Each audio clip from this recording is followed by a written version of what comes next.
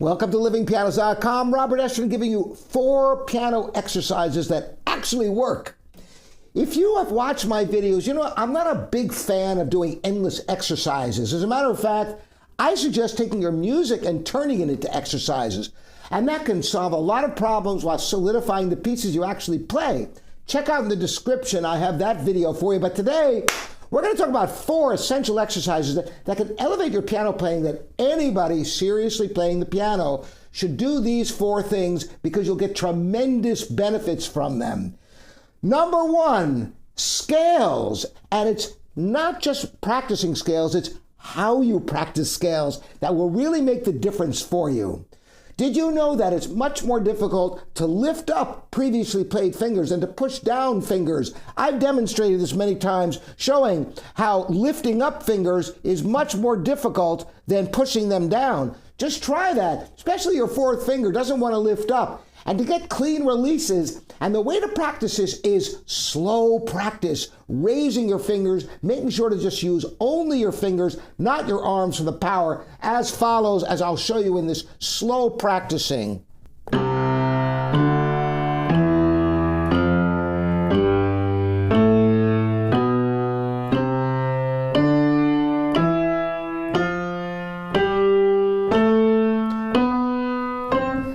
I want you to notice how my right hand thumb is tucked under the entire time except when it's playing. That way it's prepared for the thumb crossing, so you don't have to do this when playing fast.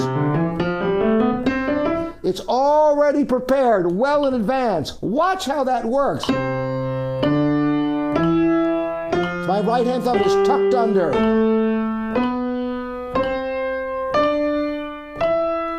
Raised, rounded fingers, no up and down motion of the arms. Now it reverses, and it's the left hand thumb that's tucked under. You can feel the strength you develop and the independence of the fingers by practicing with these raised, rounded fingers.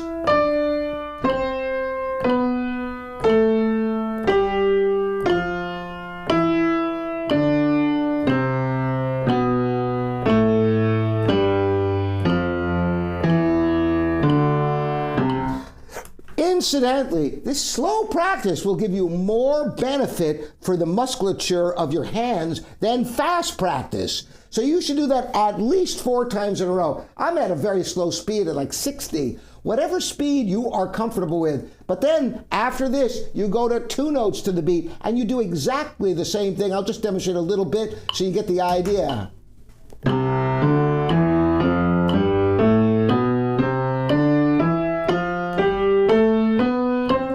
And finally, you do that 4 times also, or more times if it's necessary, both on 1 note to the beat and at 2 notes to the beat, until you're really secure and comfortable and relaxed in your playing, and you really feel like you're digging into those keys with your fingers. And finally, when you get to 4 notes to the beat, you lighten things up so you gain fluency. Staying close to the keys. There's no time to raise your fingers.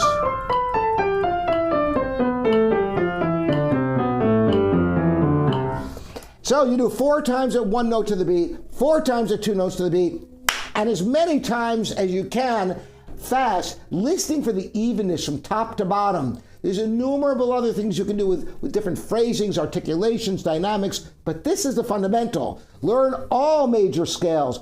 What's the second thing? Well, you probably guessed it already. Arpeggios. Arpeggios are practiced almost the same way. Now, there's a little bit of complication with arpeggios because the thumb crossings are so far that you might be running into problems where you're doing this sort of thing. So aside from tucking the thumb under, just like with scales, there's a little bit of a rotation this way with the hand because you don't want to do this raising your shoulders. And watch how this works.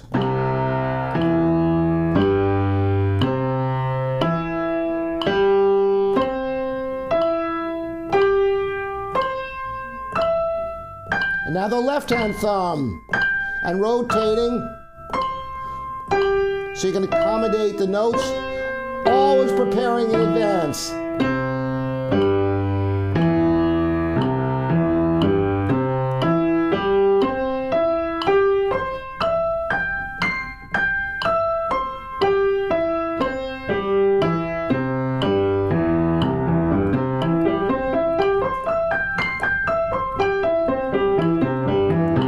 Now here are the arpeggios. You might also want to practice in this manner, which can really be helpful.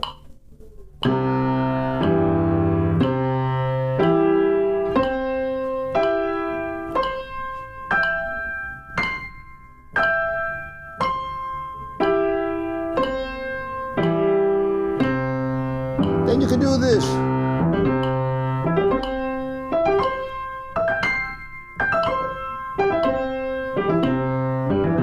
There's many different ways of approaching practicing scales and arpeggios. I have a lot of videos on that, and you can check them out on my website, livingpianist.com. There's a search box. Just type in scales or arpeggios. It'll keep you busy for a long time, but these are fundamentals that you can use right now. Let's move on. Fingers are one part of the piano. Wrists are also instrumental in your technique for staccatos, for octaves, for chords. And the way to practice this initially is by just playing a very simple exercise in thirds, using the wrist. You must identify the wrist separate from the arms because the arms are big and clumsy and heavy and they can't go fast enough. So identifying and being able to isolate the wrist from the arms, here's a perfect exercise to achieve this. Notice how my arms are not going up and down, but my arms are guiding right over the right keys. And that's what you must do. Strike from above in one sudden motion. By the way, if you've never done this before, you'll feel it in your arms because they're not muscles you use that often.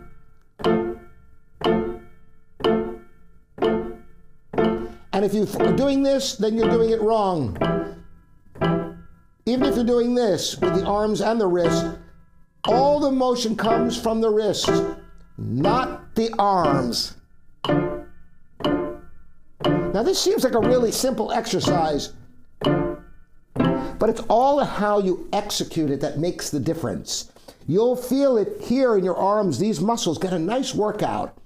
And just going through that, just as I did, go through that a couple of times each day, and you will be surprised at how it will heighten your technique. For chords, it's utilized in countless phrasing from simple staccatos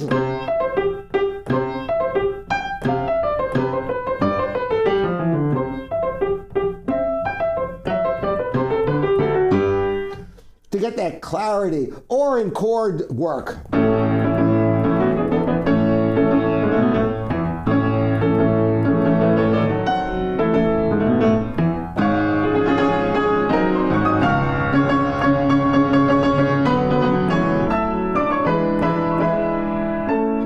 Notice that was all in the wrist, and it makes it effortless.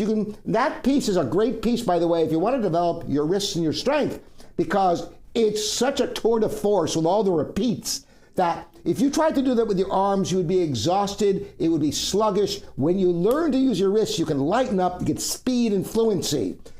Which leads us seamlessly to the last exercise, which is actually an extension of working on staccatos, which is octaves, which is the same principle of the wrist with the addition of the power of the arch. The arch equalizes the force of the weak pinky and the strong thumb. And once again, using the metronome at 60. Striking from above, the end of each note is the preparation over the next key. Keep the second finger curled. Hear the equal pinky and thumb. If I didn't do that, the thumb would be heavy like this, but it's all the wrist, keeping your shoulders relaxed.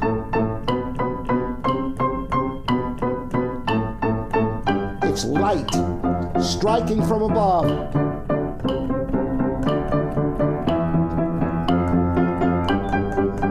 try to do this with your arms, you could never get any more speed.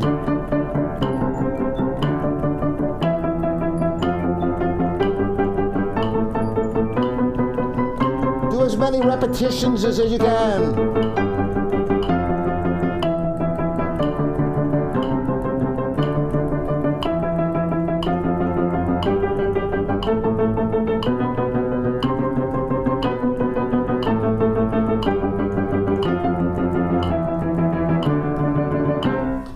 And those are 4 essential exercises. Spend just a few minutes each day doing these, and your technique will be elevated.